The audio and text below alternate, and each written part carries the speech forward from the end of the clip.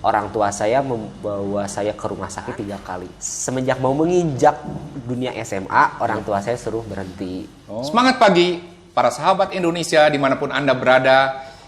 Berjumpa kembali dengan saya, Denny Widya CBC, dalam program Gemar Generasi Emas Berkarya.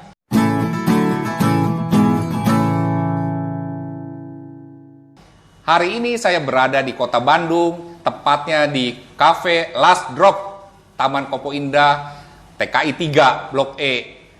Tempat yang nyaman untuk kita menikmati kopi.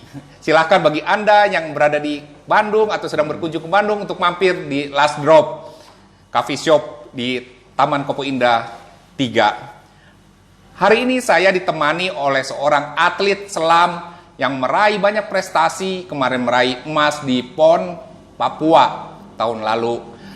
Saya perkenalkan tamu saya pada hari ini bernama Iputu Bayu Ardia Satrio. Halo, panggilannya apa nih? Panjang namanya. Panggilannya boleh Putu, boleh Bayu. Tapi Oh. kalau teman manggil banyak Bayu. Bayu, Gitu. oke, saya panggil Bayu deh ya. Boleh. Nah, Bayu ini kan atlet berprestasi, kemarin itu malah dapat emas ya. Iya. Di PON Papua. Wah, luar biasa, itu idaman setiap atlet tuh. Ya. Dapat emas di PON. Nah, Bayu bisa bercerita bagaimana sih asal mula menjadi seorang atlet selam gitu ya. Dari umur berapa? Terus bagaimana prosesnya? Syukurlah saya mulai mungkin sebelum ke selam itu menginjak di cabang olahraga air itu dari usia sejak SD, SMP baru masuk klub. Oh. Jadi Klub apa waktu itu? Mas Tirta Merta Bandung. Oh, Tirta Di Merta. Iya, Bandung. iya. Ya. Nah, umur 2 tahun saya punya sejarah riwayat penyakit asma saya. Iya. Orang tua saya membawa saya ke rumah sakit 3 kali. Di rumah sakit itu saya kambuh asma sampai mungkin kata dokter tuh ya dibilang kalau bisa ini harus ada terapinya karena nggak bisa hanya terus diobat terus. Oh, gitu. Gitu ya. 3 kali saya dirawat rumah sakit, akhirnya orang tua saya mengajukan terapi hanya berenang saja tapi dengan orang tua. Iya, iya. Biasanya cuma hanya seminggu Iya, sekali 2 iya, kali iya. gitu. Kan mungkin orang tua kan kesibukannya gimana jadi ingin menyalurkan udahlah untuk terapi aja. Iya, Nah, iya. 2007 saya dimasukkan ke klub Tirta Merta Bandung Tirta Merta. yang dulu di Sentrum. Di Sentrum. Oh, Jalan di Sentrum. ya, ya, ya. Ya, sebelah Jalan Bali. Iya, iya. Dekat SMA Iya. 5. Dekat SMA 5, ya, 3. betul. Nah, di situ. Dulu SMP kelas 1 saya di sana sampai kelas 3 SMP gitu. Iya. Jadi sebenarnya asal mula jadi atlet itu karena tujuannya terapi ya. Betul, tujuannya Terapi terapi. penyakit asma, kemudian orang tua membawa untuk latihan renang.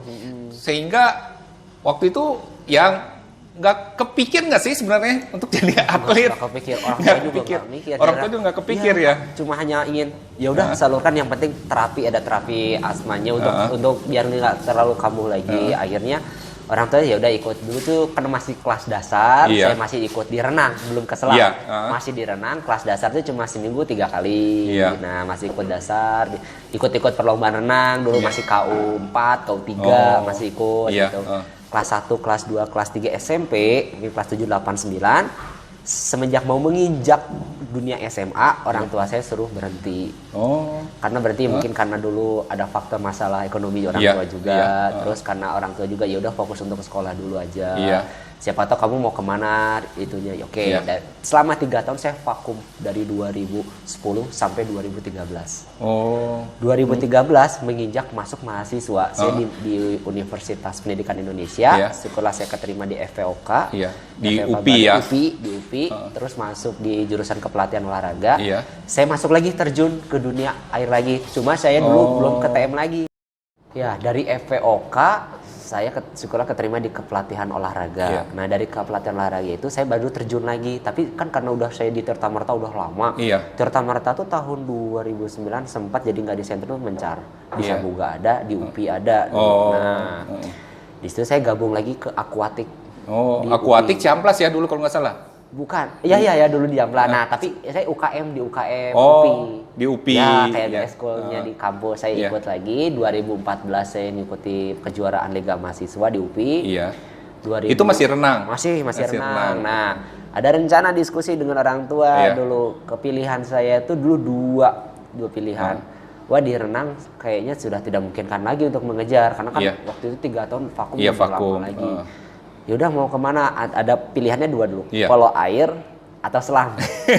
Sama. Iya, sama ya. Polo air selam. Kalau polo air latihannya begini-gini. Iya, iya. Selam begini, ada di sini dekat tepi. Ya udah, coba aja dulu selam. Cuma Iya. mikir waktu itu karena alat Iya. kan lumayan juga ya Iya, pada ini. Jadi lumayan juga saya harus menabung gitu Iya. untuk alat, belum lagi untuk di kolamnya juga untuk Iya. bulanan gitu. Oh, Nah, 2015 Januari, ingat saya 2015 Januari, saya baru masuk terjun ke dunia selam baru. Oh, 2015 jadi kira-kira umur berapa? 19 ya? Ya, betul. Umur 19 tahun. 19 tahun. Itu mulai terjun ke selam. Dunia selam. Dunia Baru selam. dunia selam. Baru yang namanya mengenal, oh ini apa alat Iya. apa, ini menggunakan baru pertama kali Iya. saya menggunakan snorkel, terus Iya. pakai Google, pakai caps itu, Iya. oh begini caranya. Baru pertama Iya. kali itu di situ. Di situ saya dari masih 2015 sampai 2018 saya masih di nomor Bivin. Oh. Bivin Putra. Nah, 2015, terus 2016 kan dulu PON 2016 Di itu Jawa Barat tuan Jawa rumahnya. Barat, tuan Iya. rumah. Nah, dulu pertandingannya di kolam renang Catherine Surya, Cirebon. Oh, di Cirebon. Betul. Iya, iya. Nah, di situ saya ikut seleksi cuma nggak lolos. Iya. Karena nomor saya dulu masih nomor Bivin. Oh. Di situ 2017 masih Bivin, Iya. ikut BK Porda. 2018 saya ikut Porda di Kabupaten Bogor, Iya. Seruni. Heeh. Saya masih di nomor Bivin dulu di nomor 100 Bivin sama 200 meter Bivin. Oh. Nah, dua lagi estafet di 4x200 mono sama 4x100 monofins Iya, juga. Kalau di nomor dibilang surface. Oh, Ya, itu. iya, Tapi iya. setelah di situ sana mula awalnya tuh di situ. Oh. Saya masuk jadi Iya. mulai ada peluang di situ di Porda. Sebelumnya lagi sebelum Porda tuh saya menaiki di Wali Kota Cup. Oh, Wali Kota. Wali Kota Cup Bandung. Bandung. Betul, Iya, iya. di situ syukurlah saya dapat peraih peselam terbaik Iya, di situ. Nah, sampai 2019 saya menentukan pilihan ada monofins atau mau ke bivins. Oh. Saya di situ cuma mikir, ya oke lah saya cobalah. Saya mau coba long distance nomor jarak jauh di nomor 800 sama 400 saya coba. Ternyata saya kurang cocok di nomor itu. Iya. Oh. Cobalah pikirkan lagi nomor kamu apa. Ya udah saya coba nomor 200 deh karena estafet kemarin saya punya Iya, catatan waktu. Iya, iya. Saya turun di nomor 200 sama nomor 100. Saya ikutilah kejurnas di Senayan 2019 bulan Mei. Oh. 2019 bulan Mei, saya terjun di nomor 100 surface sama 200 surface. Di situ waktu saya pecah. Oh. Di situ. Di situ saya belum masuk seleksi Platda. Oh, buat PON. PON itu belum karena di nomor waktu itu kan diambilnya waktu Porda. Saya tidak masuk di situ. Iya, iya. Akhirnya ada kesempatan untuk promo degradasi. Iya. Saya mengikuti dari Oh, kejurnas seleksi sama lagi kejurnas ya. seleksi lagi. Hasil di dari situ. kejurnas yang Hasil baik kejurnas itu ya. Iya. Nah, kelas peluang saya lebih besar ternyata di monofins. Oh. Tapi di bivin saya tidak lepas karena Iya. untuk nomor estafet. Iya, Nah, iya. akhirnya saya masuk lagi di nomor monofins itu. Iya. Syukurlah saya masuk di 2 nomor itu. Nah, dari situlah dari jenjang 2019 sampai sekarang saya di nomor itu terus. Oh. Betul. Sampai dapat medali kemarin. Sampai mendapat Oh. medali kemarin gitu. Nah, bagi orang awam nih agak bingung nih mengikuti kategori-kategorinya. Bisa dijelaskan sedikit aja itu kategorinya tadi apa? Oke. Ada bivin, ada surface Iya. gitu ya. Itu Oke. kategorinya apa sih? Jadi Gitu begini, loh. kalau di nomor itu Kalau sebenarnya renang kan ada gaya bebas, gaya kayak bebas, dada. kayak kuku, kayak punggung, kayak dada. Nah, kalau di itu ada Selam, selam itu ada 2 alat, Iya. monofins dan bivins. Bedanya itu? Bedanya, pertama saya jelaskan di bivin dulu. Iya. Bivins itu gerakannya hampir sama dengan gaya bebas. Tapi di dalam air. Kalau selam tuh kita harus dalam air apa Ada yang di atas? nomor dalam air, ada yang di atas. Oh, yang surface itu di atas. Surface kan? itu di atas, Oh. bivin itu di atas. Heeh. Nah, nomornya itu ada nomor kolam, ada nomor laut. Iya, iya. Nah, di nomor kolam, bivin itu hanya ada jarak di nomor 50 bivin sampai 400 bivin. Oh. Di nomor 400 bivin itu hanya gerakan yang menggunakan gerakan crawl, gerakan gaya bebas. Heeh. Hanya menggunakan snorkel, kacamata, Iya. mungkin topi renang, dan bivin-bivinnya 2. Iya, iya. Nah, itu nomor Oh. bivin. Nah, kalau nomor bivin, nomor lautnya ada nomor 3.000, Heeh. 6.000 sampai 10.000, 10 kilo. Iya, 10 kilo. Betul, 10 kilo. Nah, kemarin kalau PON kemarin ditandingkan nomor laut hanya nomor 3.000, 6.000. Oh. 2016 10 kilo pertandingkan. Oh, Gitu. Nah, kalau nomor surface itu nomor monofin. Heeh. Hanya menggunakan snorkel dan monofin alat yang besar. Heeh, heeh. Itu nomor surface. Nomornya dari 50 surface sampai kemarin yang dipertandingkan PON saja 800 survei. Sebenarnya ada lagi 1.500 survei. Cuma tidak dipertandingkan di PON kemarin. Nah, itu tempat pertandingan kolam renang standar internasional itu. Standar yang internasional. yang 50 meter. 50 meter. Oh, berarti kalau 400 8 kali bolak-balik gitu ya. 8 kali bolak-balik. Nah, kalau nomor yang di dalamnya itu ada nomor apnea. Tapi hanya nomor sprinter. Jarak 50 dekat meter. Jarak dekat 50 meter saja. Tidak menggunakan snorkel. Kekuatan nafas dong. Betul, kekuatan nafas aja. Tanpa alat bantu itu Tanpa ya? alat bantu, hanya monofins aja alat bantunya. Itu kan jadi catatannya dia ini catatan waktu. Ini penilaiannya. Kalau yang di dalam air lagi namanya nomor immersion. Immersion tuh, maaf kalau saya salah koreksi, itu nomor 100, 400 sama 800. Itu hanya itu nomor immersion dan itu harus di bawah air. Nah, itu di dalam kedalaman berapa ya? Maksudnya di bawah air tuh ada ini nggak kriteria kedalaman? Kriteria kedalaman untuk kolam tuh sampai 3 meter. 3 meter. 3 meter untuk nomor selam. Jadi kan kalau apnea dan immersion itu ibaratkan kalau kolam segini permukaan, kita harus di bawah segini. Nggak boleh sampai ke atas agak permukaan. Walaupun kita masih di bawah kepala kita, agak berbuih itu masuk di diskualifikasi karena memecah air. Karena survei kan harus memecah. Kalau immersion dan apnea tidak boleh memecah. Tidak boleh, harus benar-benar di dalam. Tanpa alat bantu. Tanpa alat. Kalau immersion alat bantu. Ada alat bantu. Betul. Kalau apnea tidak ada karena nomor sprinter. Nah, itu 50 meter. Betul. Kurang lebih waktunya berapa lama tuh? Kalau 50 meter. Untuk nomor sprinter 50 apnea. Yang tanpa alat bantu itu. Rekor dunia itu Pavel Kabanov di Rusia 13 detik 70. Kemarin saya sebut ke senior saya, kebetulan Petrol Apostol Kambei, dia memecahkan rekor 2 dunia 13,90-an. 13 detikan ya. Betul, 13 tanpa detik. alat bantu, Tanpa kita harus tahan nafas berarti selama 13 detik itu ya. Betul. Luar biasa.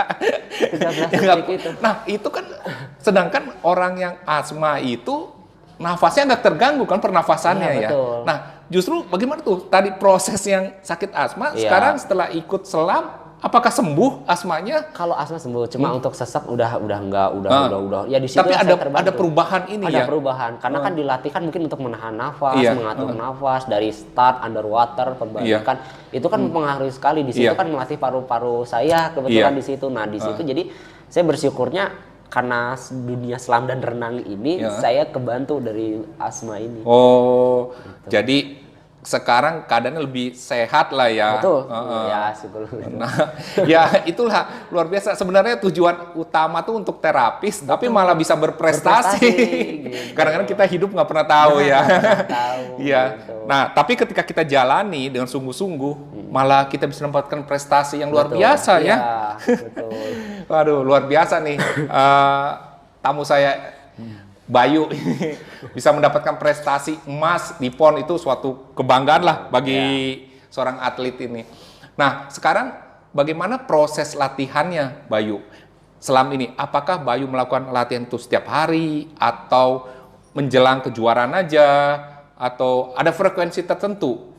Kalau untuk latihan itu tidak hanya kejuaraan aja, justru saya melakukan latihan setiap hari. Harus setiap hari? Hampir setiap hari. Betul, dilakukan latihan mungkin kalau untuk event seperti PON, Porda atau yang lebih tinggi itu mungkin ada sampai masa tahap PPU, TPK sampai masa transisi. Itu pun dibikin sedemikian rupa dari adaptasi sampai high performanya dibuat. Sampai peak performanya itu dibuat lagi gitu. Nah, mungkin ada seminggu itu saya 10 sampai 11 kali.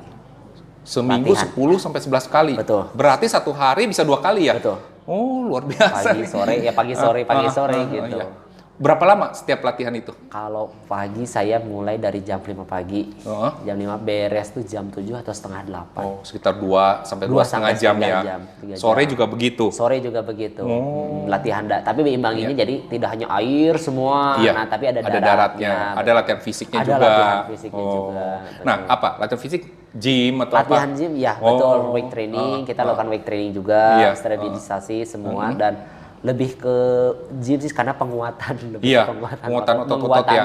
Menggunakan alat lumayan. Iya. Nah, kalau dalam olahraga selam apa? Yang diutamakan kaki dan tangan, otot kaki gitu. Kalau untuk di nomor sesuai dengan karakteristik nomor. Oh, beda-beda ya Beda, jadinya sesuai dengan ya. kalau monofin saya lebih ke mungkin ke pinggang, ke tungkai satu tungkai dengan mungkin arm untuk menjaga streamline. Oh. Sama otot deltoid, Iya, otot chest, Heeh. semua sama tungkai. Nah, itu dilatih di situ. Oh. Lebih mendominasi ke tungkai. Ketungkai. Ya, betul, lebih ke dominasi lebih tungkai karena kita menggunakan alat. Oh. Kalau bifin ya ada tangan karena menggunakan gaya bebas crawl Iya, iya. gitu. Oh. Nah, kemarin di PON Bayu mendapatkan medali apa aja nih di PON? Syukurlah saya di nomor emas, perak, perunggu. Komplit. Komplit. Para sahabat ada perunggu. emas, perak, perunggu. Waduh, 3 medali ya. 3 medali tapi di nomor yang berbeda. Iya, Ya. bisa disebutkan nomor apa aja tuh? Kalau di nomor emas syukur saya dapat di nomor 200 meter surface Oh, monofin. iya. Ya. Yang nomor perak di 100 meter surface juga monofin. Oh, yang emasnya 200, yang peraknya 100. Nah, yang perunggunya di 4 kali 100 meter bifid estafet. Oh, estafet berarti Betul, tim ya? tim, satu Oh, tim. jadi 1 kali terus gantian. Gantian gitu. 4 kali, 4 Oh. orang gitu. Nah, kalau estafet di atletik yang saya tahu ya, Iya. kan begitu ganti pemain oper tongkat tuh. Iya. Kalau di renang, selam gimana? Finish tembok. Oh, Start, patokannya selang. pegang tembok Betul, gitu ya. pokoknya dinding kolam. Dinding kolam. Finish itu Oh. sudah menyentuh baru pergantian Oh, pemain. pemain Yang kedua, gitu ya. ketiga, Oh. keempat sampai finish. Iya, iya. gitu. Itu pengaturan pemain pertama, kedua sampai keempat tuh gimana strateginya tuh biasanya? Nah, strateginya tuh diambil dari catatan waktu. Best Catatan time waktu. terbaik. Uh-uh. Ya, kan Bevin tuh Yang diambil. best time tuh biasanya di mana? Di tempat Kalau yang paling cepat itu biasanya di paling depan. Oh, supaya dia duluan dulu ya. Betul, karena kalau mungkin di renang tuh saya pikir waktu dulu saya pikir estafet tuh mungkin pengaturannya dari pelan dulu atau dari yang sedang Iya. atau yang paling ternyata Yang paling cepat paling belakang gitu dulu Paling pikirnya. cepat itu saya pikir paling belakang, ternyata yang cepat pertama dan cepat yang kedua tuh di belakang.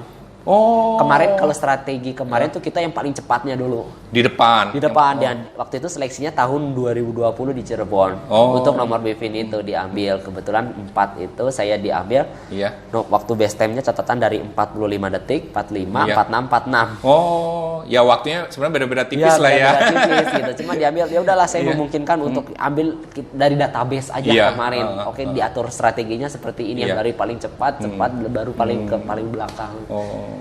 Gitu. Nah, kalau selam, olahraga selam, biasanya negara mana sih yang dominasi di dunia ini? Eropa. Eropa. Rusia sekarang Rusia ya, betul. yang mendominasi ya. Dominasi orang Rusia, hampir seluruh negara Eropa lebih mendominasi. Oh. Dengan kalau Asia itu Cina dan Korea. Oh. Betul. Kalau Cina Asia dan Tenggara Korea. kita sama Vietnam. Oh, Vietnam ya. Iya, Asia Oh, Tenggara. Vietnam kuat juga Vietnam senamnya. kuat semua. Betul. Kebetulan nanti Iya. 2021 ini bulan Mei Ya, SEA Games kan? Betul, Ah. SEA Games itu. Oh. Nah, selain prestasi di PON, prestasi apa lagi yang Bayu dapatkan selama ini? Saya paling ngejar di dunia kuliah kemarin saya syukur 2020 itu karena pandemi itu saya beres lulus di S2 di jurusan psikologi pendidikan. Oh, sekarang S2 nih? Betul. Luar biasa. Jadi jangan merendahkan, meremehkan seorang atlet. Sekarang dari hasil beberapa kali saya ngobrol dengan atlet, sekarang tuh atlet-atlet banyak sudah lulus S2. Luar biasa. Prestasi di bidang olahraga dan prestasi juga di bidang akademis. Ya, betul, luar ya. biasa. Nah, terus mana mau melanjutkan nih? S3? S3 mungkin ada tapi nanti Nanti ya. nanti dulu Oh, ada. ya, ya, ada rencana untuk Ada melanjutkan. rencana, betul ada. Nah, mimpi terbesar Bayu apa? Saya mimpi besar saya mungkin ingin memperdalam dunia selam. Iya. Ingin menciptakan benar-benar selam benar tuh selam itu tidak hanya satu tapi banyak meluas. Ingin menciptakan dunia selam versi saya sendiri. Oh, maksudnya membuat apa? Maksudnya Kayak semacam bukan klub tapi benar-benar perkumpulan selam hanya khusus untuk selam. Itu Oh, cita-cita saya, gitu. selam. Betul. Kalau sekarang selam itu di bawah apa ya? PRSI? Bukan, POSI. Oh, ada sendiri kan? Ada sendiri. Di bawah POSI. POSI. POSI bukan PRSI. Oh. Beda induk. Oh, Betul. Persatuan Olahraga. Olahraga Selam seluruh Indonesia. Oh, Betul. nah terus sekarang yang Bayu inginkan maksudnya membuat Membuat jadi perkumpulan, jadi kayak klub klub sendiri, Oh, perkumpulan sendiri gitu. Iya ya, jadi Bayu punya mimpi untuk membuat klub selam. Ya, khusus selam sendiri. Ya, selam dan bagaimana mendidik Ya. orang pencinta selam untuk jadi atlet profesional Betul, gitu ya. Betul. Di situ. Nah, kompetisi selam ini banyak nggak di dunia ini? Banyak sebenarnya. Banyak. Cuma mungkin kalau masuk Indonesia itu baru masuk 2008-9, masih terdengar kalau bukan asing gimana selam gitu, mungkin Iya. anggapannya selam di laut menyelam. Iya, iya. Gitu. Ternyata nomornya banyak. Banyak Selam itu nomornya. banyak, ada nomor pertandingan, ada cabang olahraga yang terukur juga. Kalau yang terukur tadi itu yang saya sebutkan yang di nomor laut sama di nomor kolam Ya, tadi. ya, yang ada jaraknya itu Betul. kan. Kalau nomor pertandingan ada underwater hockey. Hmm. Underwater hockey itu jadi permainannya bermain hoki dalam air. Oh, itu masuk dalam selam. Masuk dalam selam. Oh. Itu masuk dalam dunia selam itu. Terus tapi mainnya di kolam ya? Mainnya di kolam. Oh iya, saya pernah lihat tuh main Underwater hoki di hoki. dalam kolam. Betul. Oh, itu masuk ke olahraga selam jadinya. Betul, baru masuk 2019 ke Oh, Indonesia. udah ada di Indonesia. Sudah ada, sudah. Di PON kemarin dipertandingkan nggak? Tidak Oh, dipertandingkan. belum. Tapi di SEA Games dipertandingkan di Filipina. Oh, Filipina 2019. 2019 Filipina. Oh, siapa juaranya? Dulu siapa ya, saya lupa. Indonesia tuh ketiga, Oh. Indonesia ketiga, kedua. Vietnam dimainkan nggak nanti? Kurang tahu saya. Oh. Asal saya nggak main di, di jadi Underwater. iya, Bayu punya mimpi besar untuk membuat sebuah klub Iya, olahraga selam klub ya. selam. Bagaimana bisa menciptakan atlet-atlet profesional Betul. berprestasi di olahraga selam sehingga olahraga selam juga makin populer di Indonesia ya, betul. banyak orang mencintai olahraga Iya. selam karena banyak manfaatnya sebenarnya ya. Sebenarnya Buat terapi manfaat. juga bisa Terapi ya, juga terapi bisa, asma gitu. segala itu ya. Nah, waktu Bayu jadi atlet kan waktu masa sekolah, masa kuliah, bagaimana sih Bayu membagi waktunya? Kan biasanya suka dilema nih kalau saya ngobrol dengan atlet, waduh antara sekolah, kuliah dengan Ya. harus latihan. Nah di sini saya bersyukurnya waktu Iya. pas masuk dunia 2015 itu kan masih kuliah S1 Iya. ya. Masih bisa membagi karena latihannya sore, Pak. Oh, latihannya sore. Sore waktu Belum itu. 2 kali ya. Ada yang 2 kali, cuma waktu itu cuma 8 kali sempat. Oh. Latihan itu cuma hanya 8 Iya, kali. iya. Yang latihan pagi itu cuma Senin, Rabu, sama Jumat. Oh. Nah, dari pagi itu, paginya tuh kebetulan pagi jam 5 subuh. Iya. Beres itu saya masih bisa sempat kuliah. Oh, Sorenya jam 4 itu situ udah nggak ada kuliah. Iya, iya. Nah, di situ saya bisa latihan lagi. Oh, bisa Jadi latihan. tidak mengganggu untuk kuliah. Oh, jadi nggak terlalu mengganggu lah ya Terlalu untuk mengganggu. latihan Nah, dan di situ. kuliah ya. Kalau S2 nah kebetulan di situ saya bersyukurnya kuliah kan cuma 2 hari, Pak. Iya, S2 S2 tidak terlalu nggak ini, seperti S1 ya, harus cuma rutin Rabu, ya. Kamis itu. Nah, di situ peluang saya untuk latihan lebih leluasa. Oh. Jadi untuk izin saya tidak terlalu izin. Jadi waktu ada siap pertandingan tuh pertandingannya di luar hari Iya. kuliah. Bisa lebih fokus Lebih ke fokus, latihan ya. latihan. Makanya prestasinya bisa lebih baik. Luar biasa. Gitu. Nah, tantangan terbesar jadi seorang atlet apa sih kalau menurut Bayu nih? Tantangannya itu pertama tuh disiplin. Itu Oh, yang tantangan yang paling utama. Iya. Terus yang kedua itu Harus disiplin gitu ya. ya utamanya itu sebenarnya disiplin itu. Terus sama sebenarnya menjaga diri sama melawan lawan diri sendiri. Melawan rasa sakit, rasa lelah, Iya. sabar ya itu yang paling utama tuh sabar sebenarnya. Sabar. Sabarnya itu Heeh. lebih ini tuh sama Iya. paling ini orang tua, motivasi saya kedua orang tua. Iya, iya. Nah, selama ini pelatih Bayu siapa aja? Dari sejak masuk ke olahraga selam ini, apakah waktu itu pelatihnya sampai sekarang tetap pelatih itu atau yang membawa Bayu bisa sukses seperti saat ini? Tentu ada seorang pelatih yang di belakang Bayu yang Betul. benar-benar support, apakah itu dari latihannya atau dari motivasinya? Betul. Ada nggak Ada pelatih? pelatih. Siapa? Ada. Kalau untuk ini sih tim ya, karena kalau latih itu nggak hanya satu pelatih aja, Iya. ada yang head coach, ada yang pelatih juga yang lain. Kalau lebih ini sih saya waktu pelatda kemarin ada namanya Gafur Amar Santoso. Oh, siapa? Gafur Amar Santoso. Oh, Gafur. Gafur. Panggilnya Kak Apuy. Kak Kak Apuy. Kak Apoy. Ya, Oh. itu kalau dia waktu tim pelatda, kemarin beliau yang lebih dominan. Ah. Terus yang kedua ada Pak Aziz, Kak Aziz. Oh, Kak Aziz. Aziz. Nah, yang ketiga baru head coach saya Kak Gatot. Nah, Kak Gatot ini bapaknya Kak Apoy. Oh gitu. Betul. Jadi mereka keluarga atlet selam ya. itu di situ. Iya, Nah, iya. terus sama Kanovi di Oh. situ, sama Kak Jaja Iya, di situ. iya. Jadi pergantian waktu kecuali waktu pelatihan itu kan mungkin satu diambil dari perwakilan dari atlet saya, Iya. maksudnya dari saya, Bayu, terus sama siapa pelatihnya, Daka Apuy yang Oh gitu. Betul. Nah, kalau Bayu sendiri kalau di Jawa Barat mewakili kabupaten mana atau kota mana? Kalau di Jawa Barat saya mewakili Kabupaten Bekasi. Oh Bekasi, Betul. ya. Oh jadi kalau ikut Porprov itu mewakili Kabupaten Bekasi Kabupaten ya. Bekasi, betul. Iya. Nah waktu kemarin di PON Betul. dapat berapa medali itu Jawa Barat di selam ini? Selam 4 medali emas. 4 medali emas. 3 medali di nomor kolam, Heeh. cewek putri 2, putra 2. Ya saya nomor Ya, salah satunya kolom Bayu satunya. ya. Satu lagi nomor laut di Oh, nomor laut 3000 meter. Ya, Nah waktu Papua dimainkan di mana ya laut tuh? masih di Jayapura. Oh di Jayapuranya. Masih Jayapura, Sentani masih. Oh di Sentani ya. Iya. Waktu itu di kolam renangnya kolam Sentani ya. Kalau yang Kolam renang. iya kalau yang di kolam. renang, iya, Oh. di stadion Iya, Lukas NMB. NMB Nah, ya. Iya. Iya. Gitu. Wah luar biasa nih. Berarti Jawa Barat emang juara umum secara keseluruhan gitu ya. Terus Keseluruhan, dari selam juga menyumbang 4 medali Menyumbang 4 emas medali ya. emas di Wah situ. luar biasa.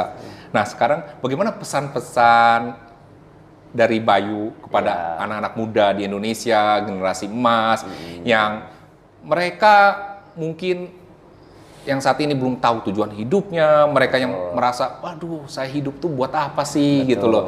Nah sekarang kan Bayu sudah merasakan bagaimana perjuangan dari seorang yang sebenarnya tujuan dulu untuk terapi, sekarang malah bisa menjadi atlet profesional yang berprestasi. Apa pesan-pesan yang ingin Bayu sampaikan kepada anak-anak muda di Indonesia? Kalau untuk anak-anak muda untuk anak-anak Indonesia, Iya. kalau dibilang untuk generasi milenial Iya. lebih ini intinya pertama itu harus bersabar.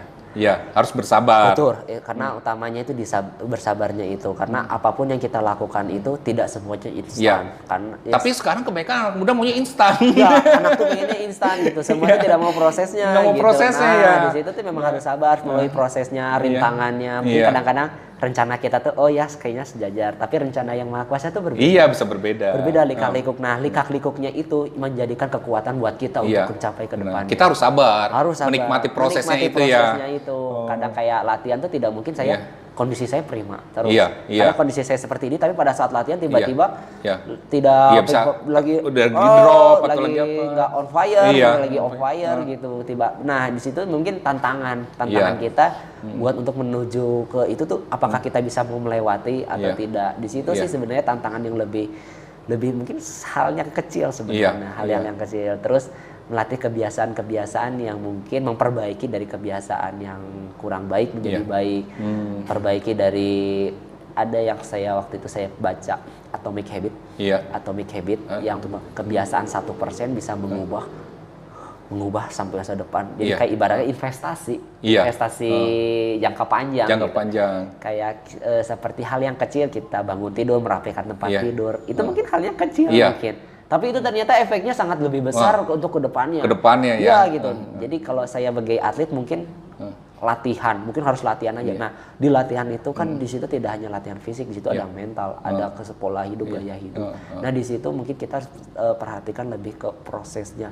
Jangan lebih pikir ke tujuan. Iya, iya. Kita prosesnya aja dulu. Kalau Bayu pikir apa sih yang saya jalani dulu ini, misalnya saya latihan, oke saya fokuskan tentang ini untuk hari ini. Iya. Jangan memikirkan untuk keesokannya. Iya, iya. Apalagi yang sesudah berlalu. Iya, iya. Sudah berlalu Iya. boleh. tapi Kita ada nikmati tempat- aja Betul, nikmati saat dulu. ini gitu saat ya. ini gitu, Iya. jalani dulu. Jalanin dengan saat sabar. ini. Kadang-kadang kan anak udah mikir, wah nanti misal ada Porprov. Porprov tuh bulan November. Iya. Saya pengen pecah best step, Iya. pecah rekor. Pikirannya udah ke sana. Iya. Tapi tidak memikirkan proses yang sekarang. Iya, iya. Nah, itu sih sebenarnya untuk pesan-pesan saya untuk pikir itu. Iya. Jadi para sahabat di mana Anda berada, pesan dari Bayu, sabar dalam menikmati prosesnya Proses, dan betul. lakukan yang terbaik.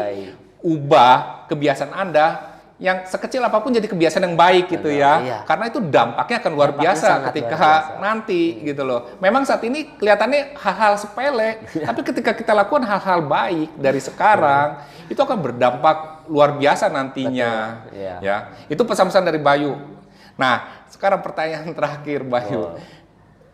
Dalam kesuksesan Bayu mendapat banyak prestasi di bidang olahraga, selam, nah tentu ada faktor peran orang tua ya. Iya. Nah, bagaimana Bayu merasakan faktor peran orang tua ini dalam kesuksesan Bayu? Saya bersyukurnya peran orang tua ini mendukung sekali. Orang tua sangat mendukung. Sangat mendukung. Jadi oke, kamu ikut ke selam, oke gitu. Asal konsisten, disiplin, mau intinya sayanya mau, di situ orang tua saya mendukung. Jadi di setiap saya latihan, saat saya lelah, kayak setiap bertanding, setiap pembalikan, mungkin saya suka menyebut demi orang tua saya. Demi orang tua saya, demi orang tua saya. Hanya itu aja motivasi. Selebihnya memang banyak motivasi yang lain gitu. Tapi lebih kayak ibaratkan motivasi akhir saya, misalnya saya udah jenuh sekali, apa motivasi terakhir saya?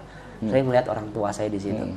Orang tua saya sudah mengorbankan saya lebih banyak. Mungkin hanya ini yang mungkin saya bisa lakukan, pokoknya saya akan terbaik. Jadi setiap mungkin lucu konyolnya kemarin pada saat 200 surface, 100 surface juga, saya setiap start tuh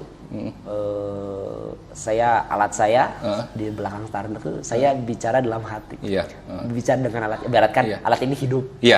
Kita ajak berkomunikasi, gitu. Bahkan sampai saya tidur pun saya tidur dengan saya gitu. Sampai hey boy, tolong bantu saya ya.